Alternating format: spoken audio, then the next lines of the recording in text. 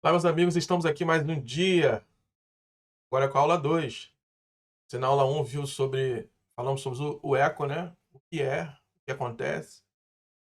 Talvez você está vivendo isso, ou talvez você vê que a sua família está vivendo esse eco de uma voz que ecoa, tem reverberado na sua descendência, nos seus filhos, nos seus netos, né? E hoje vamos falar se existe o eco, existe uma voz.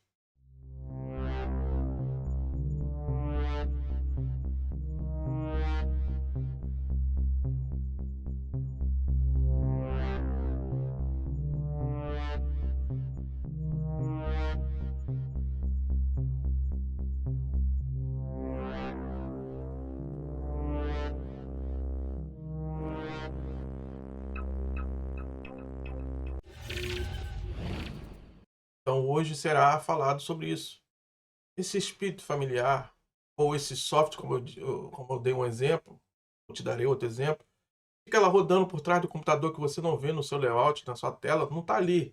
Mas você sabe que lá por trás, num sistema, sem você perceber, te conduzindo, te influenciando a viver experiências que não deveriam estar vivendo, a viver situações que você não deveria estar vivendo. Então, esses espíritos familiares, ou essa voz que tem ecoado na sua geração, é dessa voz que vamos tratar. E nesse módulo 2, que é a influência ou a herança invisível, vamos tratar desse assunto, já que você está vivendo, não sabe nem como parou nisso. Existem três contribuições que trabalham como fosse um modo automático, seja na influência, seja no comportamento, ou seja na crença. Esse programa ou esse software que trabalha por trás dos bastidores, tá agindo na sua família há anos, há décadas. Esses espíritos familiares que agem, sem você perceber, e é disso que nós vamos tratar agora, essa voz que tem ecoado na sua vida. Lembrando que isso não é um fantasma ou uma assombração, acaba agindo no obscuro, no silêncio. São espíritos familiares que agem silenciosamente. Eles não querem nem que você saiba que ele está lá. Eles não querem nem que você saiba que está sendo influenciado por eles.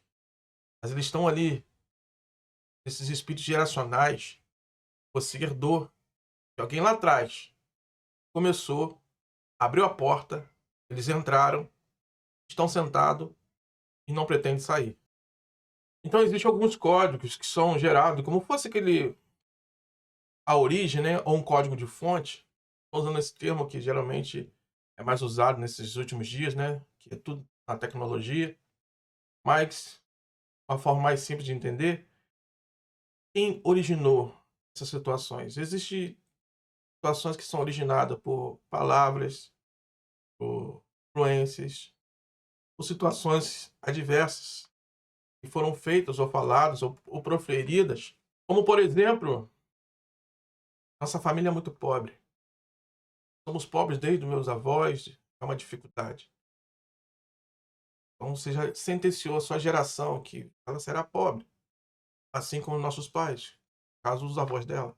Nossos avós foram pobres, nós somos pobres, provavelmente vocês serão pobres. Porque você está falando as palavras, nossa família é uma família pobre. Ou nossa família é uma família humilde. Não se coloca o "é" como um estado definitivo. Se pode ser que você possa ter falado isso, mas mude as suas palavras. Se um filho: "Mãe, por que nós estamos vivendo isso?" Porque a nossa família está num momento difícil. Nossa família está num momento de uma dificuldade que nos tem colocado nessa condição de humilde. Mas nós não somos pobres, nós não somos humildes. Então nós devemos mudar o nosso vocabulário e não continuar ecoando essa voz que lá atrás disse: "Meu pai foi pobre, eu sou pobre, você provavelmente vai ser pobre, porque nossa família é pobre". Ou de sentimentos: "Esses homens não prestam".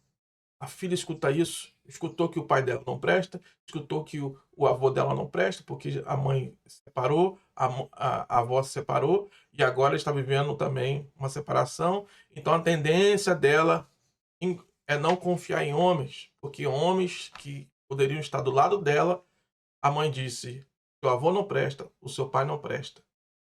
Então nós estamos sentenciando aquela criança, ou aquela mulher, ou aquele homem, viveu uma vida de solidão, porque o par, né, dela, o sexo oposto, não presta. Então são esses 3 pontos, seja no relacionamento, seja numa vida financeira, ou seja numa identidade que você tem colocado no seu filho. Você é igual ao seu pai, tá vendo? Olha o que você faz. Você é imprestável, igual seu pai é, igual seu avô foi, sentenciando aquela criança a viver uma vida e se sentir: "Eu não sou nada, eu sou um imprestável". Palavras que estão sentenciando vidas. Tem chegado à depressão, não sabe nem por que chegou nesse modo de depressão. Existem alguns elementos que eu vou citar aqui, talvez você viveu, tem vivido, ou a sua família vive em relação desse. Um dos elementos que eu posso citar é o dinheiro. Talvez você ouviu essa palavra: "O dinheiro é a fonte para todos os males". E com isso, você cria uma rejeição. O dinheiro me traz o mal, então, de duas uma, ou você vai obter, guardar e não vai querer gastar para curtir com a sua família, porque você: "Não, posso ir para um parque aquático, minha filha morrer afogada. Não, posso agora comprar um carro e bater ele e morrer a família toda, pois o dinheiro pode trazer algum mal para a minha casa. Já que ele é a raiz de todos os males, então não quero nem ter obter". Ou você é aquela pessoa que, como eu disse, aquela que guarda para tem medo, ou aquela que gasta por achar que você não é digno de ter. "Não, tem que gastar, eu tenho que tirar do meu bolso porque eu não sou digno de ter, não sou digno de ter". Não, isso aqui é o mal, isso aqui é o mal desse mundo. Jesus disse que existe um Senhor, e o Senhor, que a única que Jesus coloca é o dinheiro. Então ele não vai ser meu Senhor. Você tem que entender que em Cristo, o dinheiro nada mais é do que o seu servo, seu escravo. É. Vou te dar um exemplo. Talvez você imagine uma pessoa bem-sucedida falando assim: "Ah, deve ter uma pessoa que faz a agenda dela, que vai lá, chama o carro. Ó, tem que ir para o shopping". Aí a pessoa liga, chama ou então até mesmo tem um motorista particular, vai lá, aparece na porta para levar. Mas se você analisar, você tem feito exatamente isso, mas de forma diferente. Vou te dar um exemplo. Você talvez queria um mordomo, mas talvez você tem um celular, e ele passa, de alguma forma, a ser seu mordomo. Quando você abre um aplicativo de um Uber, de um 99, e você vai lá e faz uma corrida. Você fez que o dinheiro chamasse um carro para te levar naquela condição. Então o dinheiro trabalhou para você chegar aonde você queria. O dinheiro, essa é a fonte do dinheiro que tem que ser na sua vida. O seu coração não tem que estar nele, mas você tem que colocar na tua mente que ele está ali para te servir, e não você servir ele. Mas você talvez está vivendo isso, porque é um que foi gerado em você, que o dinheiro traz todos os males da vida, que o dinheiro não presta, que o dinheiro corrompe. Você: "Não, eu não posso ter dinheiro porque se eu vou me corromper". Não, se você vai obter o dinheiro, você vai usar ele a seu favor. Você não vai no mercado fazer uma compra ou pedir pelo um aplicativo para que a compra chegue até a tua casa. "Ah, porque eu tinha esse dinheiro", eu fui lá. Não, você vai olhar para sua despensa e falar: "Tá faltando isso, tá faltando arroz, tá faltando feijão, tá faltando óleo, então eu vou fazer que o dinheiro trabalhe para mim. Dinheiro, traga para mim o óleo, o arroz e o feijão que eu estou precisando". Esse é o pensamento que você tem que ter. Não o pensamento que eu vou lá gastar logo isso, porque isso aqui vai trazer mais. Não, você vai fazer ele trabalhar para você. O dinheiro tem que te servir, não você servir ele. Esse é um dos pontos e um dos princípios.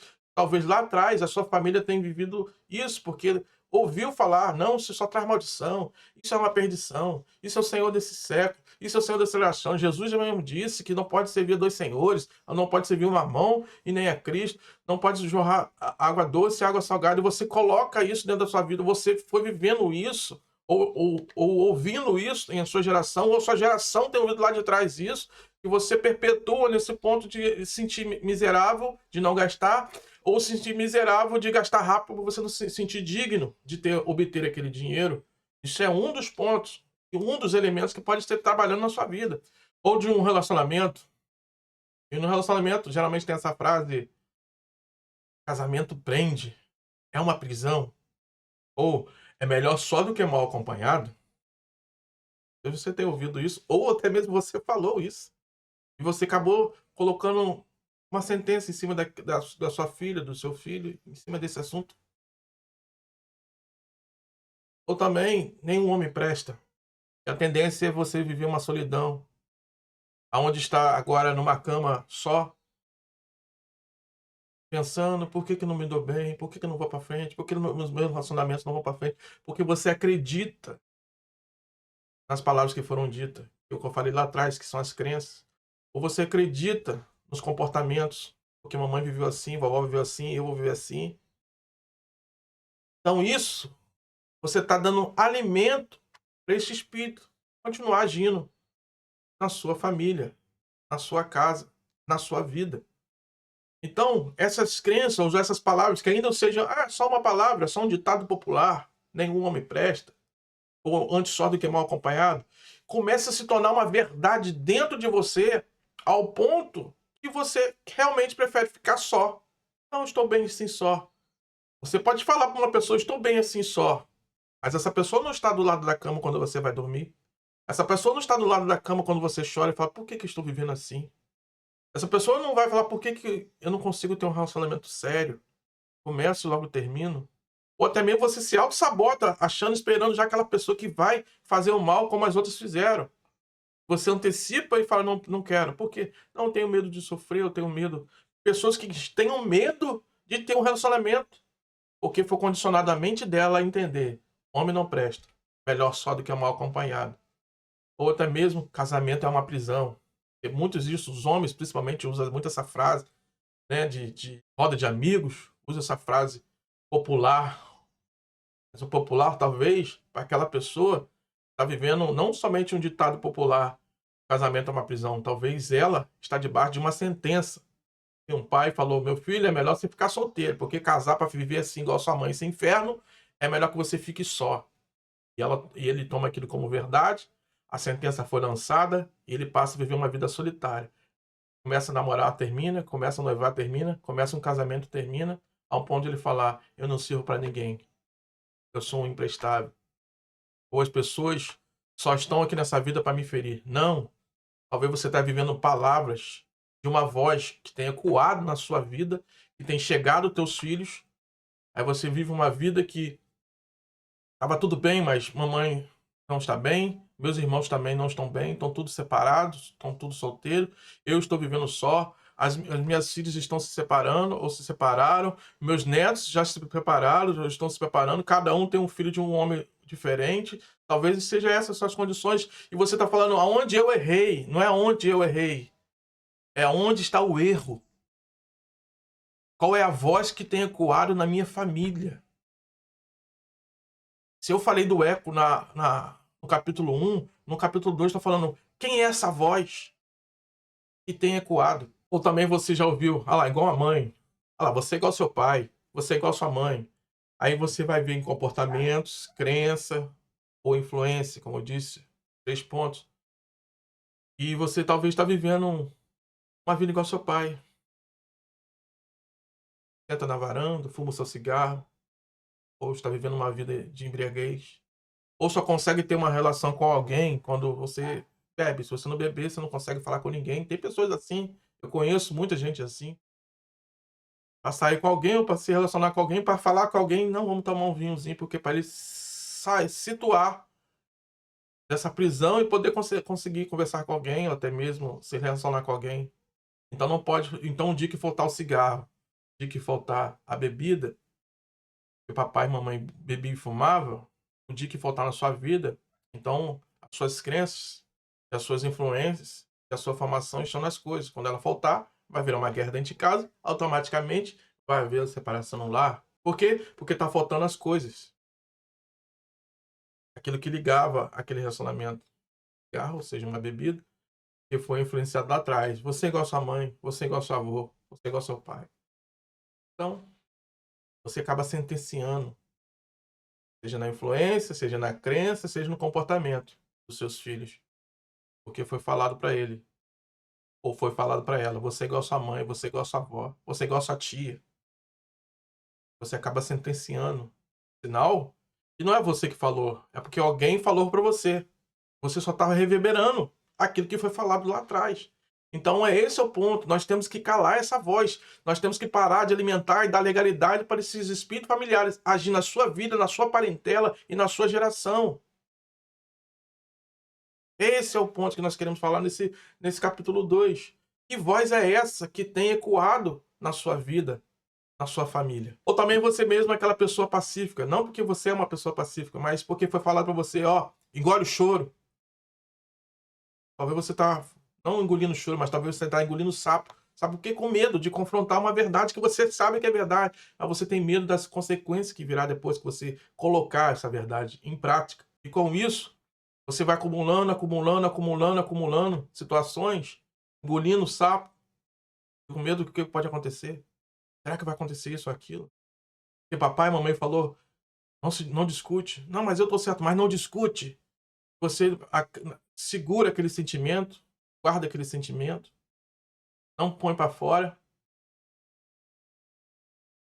Você vive assim, acha que é melhor viver assim em sociedade, não confrontando, mas porque você tem medo do confronto, eu te indico, no mínimo, vá pro seu travesseiro, abraça, bota no meio da cara e grita lá dentro, lá tudo que você queria falar, tudo aquilo que você queria expressar. Essa é uma dica que eu dou. Mas se você está vendo a verdade, agindo com verdade, então você tem que confrontar, porque esse sentimento não pode te matar. Aí você está com problema de pressão, você está com problema de depressão, ou talvez você está estafada de tudo isso que você tem guardado dentro de você, colocado dentro de você, coisas que deveriam sair, mas estão remoendo dentro de você. E acaba te levando à doença, a ficar estafado. Aí tu vai para um pronto-socorro, para uma Unimed ou para uma UPA, com a pressão alta, com desmaios, e o médico vai ver, mas não vai uma pressão alta. Aí vai fazer exame de sangue, não tem nada. Não tem nada porque não é no corpo, é no teu espírito, é na tua alma que está sofrendo essa pressão desses espíritos familiares que te falaram, engole o choro. E você tem engolido o choro até hoje.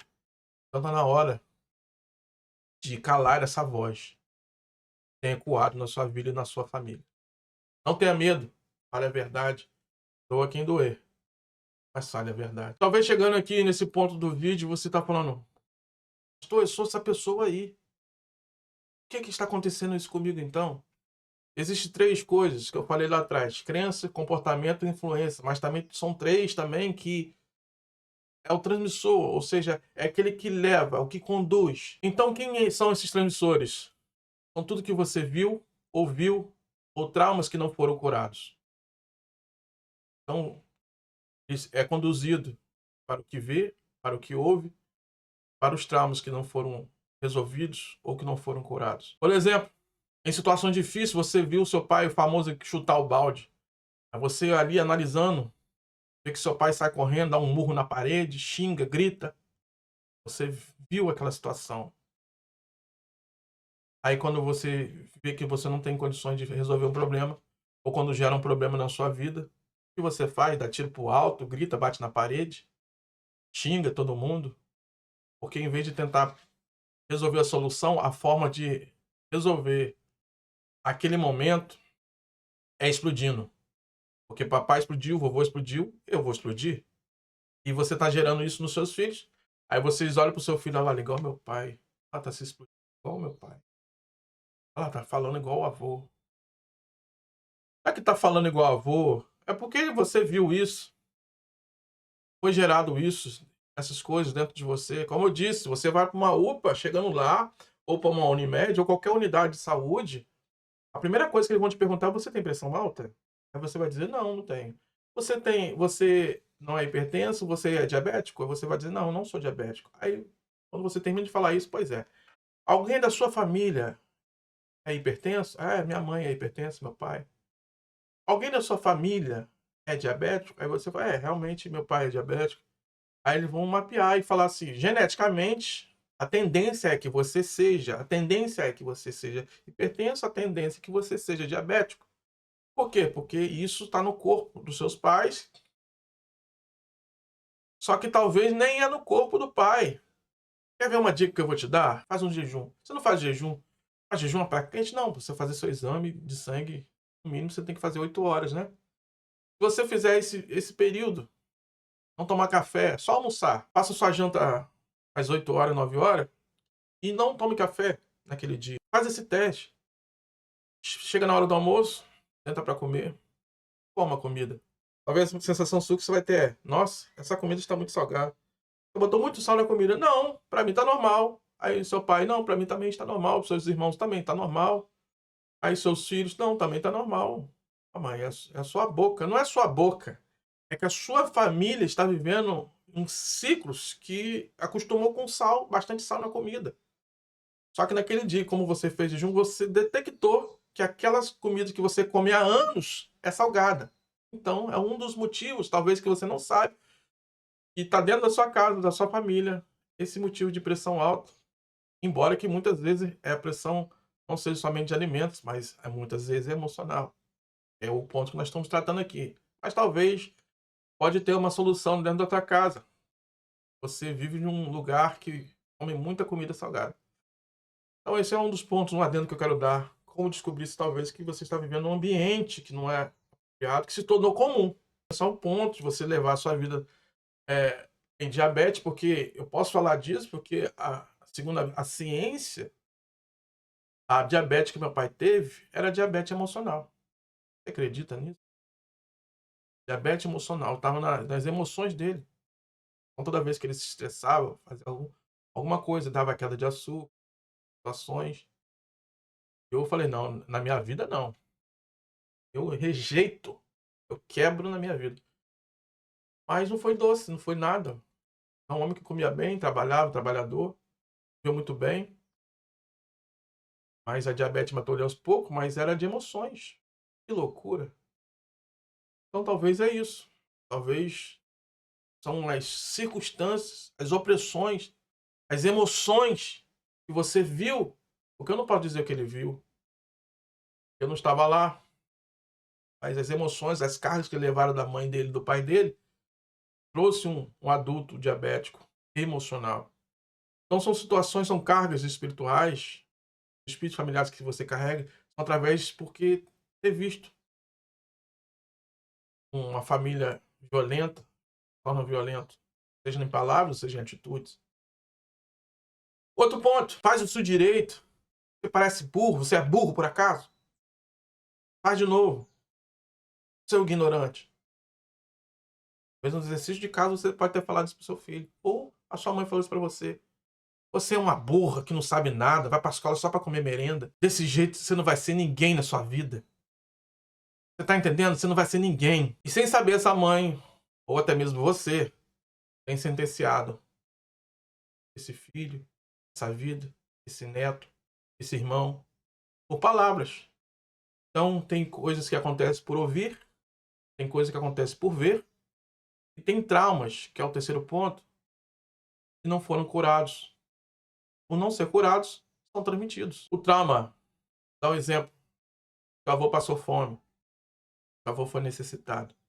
Meu pai passou fome, meu pai foi necessitado. Está gerando. Nós somos uma família, pessoas necessitadas. Traumas que não foram curados. A voz que ainda ecoa. Ou, não, você é medroso igual seu pai. Traumas que não foram curados. Por que o pai tinha medo? Por que a mãe tinha medo? Você é medrosa igual sua mãe. Por que esse medo gera na criança? É uma criança medrosa. Porque alguém falou: você é igual isso, você é igual aquilo, você é igual ao seu primo, você é igual a sua avó, você é igual a sua... Não, você é você. O problema é que as pessoas com traumas dela que não foram curados estão transmitindo para você. Você é igual a sua mãe, uma medrosa, uma mentirosa. Mas por que ela mentia? Ou por que ela tinha medo? Ninguém perguntou à mãe por que ela tinha medo? Ou ninguém perguntou a ela por que ela mentia? São traumas que não foram curados. E acaba o quê? Sendo transmitido. Você recebeu, transmitiu para sua filha para o seu neto e tem reverberado na sua descendência, na sua família. Enquanto isso, os filhos familiares estão lá de braço cruzado.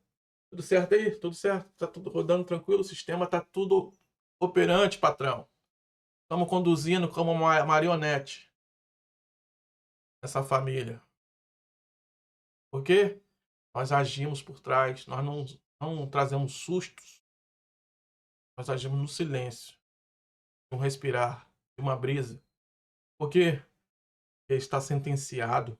Lá atrás, alguém deu a ordem. Você não vai ser, ou você é. Debaixo dessa ordem, o mundo age.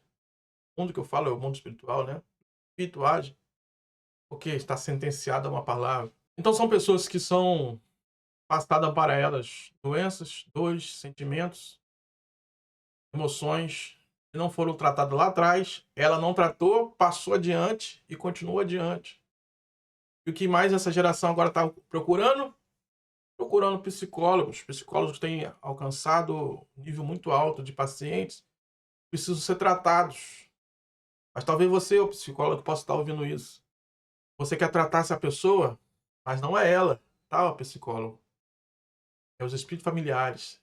E ela foi colocado nela essa sentença, e ela tem herdado palavras, foi visto, foi ouvido, foi transmitido coisas que não deveriam chegar a essa pessoa, e chegou. Então, eu não sou um psicólogo, não sou formado em nada disso, mas eu sou um teólogo, formado nas coisas de Deus. E a Bíblia diz que lançai Deus todas as vossas ansiedades, que Ele tem cuidado de vós. Também Apocalipse fala que estou à porta e bato. Se alguém abrir essa porta, eu entrarei, cearei com ele e ele comigo. Sabe essa palavra e ele comigo? Ok, cearei com ele. Então Jesus tem tantas coisas boas para nos dar. Amém, glória a Deus por isso. Mas o que você tem para dar para Cristo? Que ele não deu primeiro. Ou seja, ele quer o nada. Jesus quer o pecado que você tem, as doenças que você tem, os traumas que você tem. Ele vai te dar a cura para sua alma, perdão aos seus pecados, sarar as suas feridas. Tem uns vestes sujas, tá bom, tem uns vestes limpas. Eu tenho vestes, tenho andado em caminhos tortuosos, eu tenho um caminho reto. Jesus quer exatamente tudo aquilo que você tem, ele sabe que para ele não serve, mas ele prefere pegar de você, cear contigo, receber de você esse caminho torto, essas vestes sujas, e esse pecado, e te dar caminhos retos, vestes de louvor. Você ouvir, perdoados estão todos os seus. Esse é o Cristo que quer te abraçar. Ele é o verdadeiro psicólogo. Não pergunta como está. Ele pergunta, me dê o que você tem. Eu te darei o que eu tenho. E o que ele tem é bem melhor do que nós temos. Como também tem pessoas que têm medo, né? Cai de um emprego, o que vai ser, não vou conseguir mais nada. Porque traumas que carregam. Situações que carregam. Até mesmo o pai dele, quando saiu de casa, o avô falou para ele, olha, você pode ir, mas nem precisa voltar, porque você não vai ser ninguém. Não vai ser ninguém se você não trabalhar aqui. Porque antigamente a forma de achar sustento ou ser alguém na vida é o trabalho braçal. Antigamente era isso.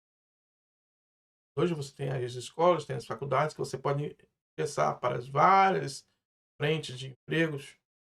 Mas é verdade que antigamente era isso. Então a tendência, talvez seu pai ou você mesmo ouviu isso.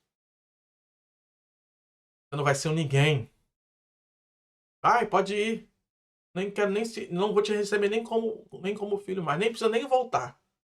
Você vai quebrar a cara. Você vai ser um zero à esquerda. Esse pensamento seu, você não vai a lugar nenhum. Você tenta, sobe, daqui a pouco cai tudo. Tenta, sobe, cai tudo. Mas por que está caindo? O que estou fazendo errado? Eu não estou fazendo nada de errado. Esse é o ponto. A culpa não é sua. O erro não foi seu. Você só está carregando heranças invisíveis que foi colocada a carga em cima de você. Você não sabe. Eu te convido agora a fazer o seguinte: pega um bloquinho de nota, um celular mesmo aí, ou um computador, ou um caderno. Pega aí e escreve. Uma verdade que eu vi sobre dinheiro, sobre relacionamento, ou sobre pessoas. Eu realmente já ouvi isso. Realmente, minha mãe falou isso. Realmente eu já falei isso. Escreve aí. Um comportamento que você viu do seu pai, escreve aí também. Realmente ele batia na parede, dava tiro pro alto, corria, falava. Você viu. Um você ouviu, outro você viu, presenciou. E você tem feito o famoso chutar o balde. E outra coisa, a minha maior luta. Você tem lutado e não consegue vencer. Porque agora você acabou de, com essas 3 coisas, o que eu ouvi, o que eu vi e o que eu tenho lutado, eu não consigo vencer. Você acabou de descobrir a voz que tem ecoado na sua vida, na sua parentela, nos seus irmãos, nos seus pais, nos seus filhos, nos seus netos. Chegou a hora de calar essa voz. Porque agora você já descobriu que o inimigo não é você, não é seu pai, não é seu filho, não é sua irmã. O inimigo é os espíritos familiares que está tentando controlar a sua geração mediante palavras, portas foram abertas. E agora você descobriu quem está por trás, agindo na surdina. Essas vozes têm ecoado na sua vida. O que você achou, o inimigo, você sempre achou que era você. Aonde eu errei, o que eu fiz de errado, você começou a apontar para o lugar. Entender, o inimigo não sou eu. Porque agora você descobriu quem é o verdadeiro inimigo. No capítulo 1 você descobriu quem é o eco, agora no capítulo 2 você descobriu quem é a voz. Agora no capítulo 3 nós vamos mapear, nós vamos ser o detetive da nossa história, da nossa geração, desvendar por onde essa voz saiu, ou por onde essa voz tem ecoado ainda na nossa vida. Deus te abençoe, te vejo no próximo capítulo.